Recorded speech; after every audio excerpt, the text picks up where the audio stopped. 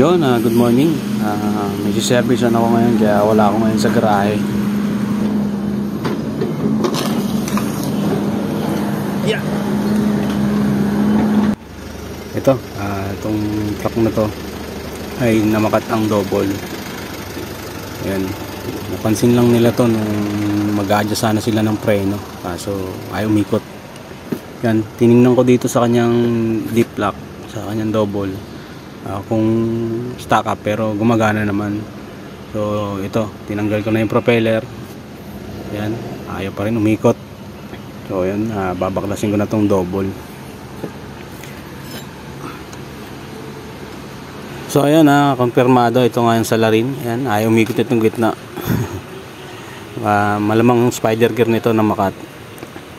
Yan, bali uwi namin ito sa garahe, doon namin i-repair. Yan, ayaw talaga umikot, oh.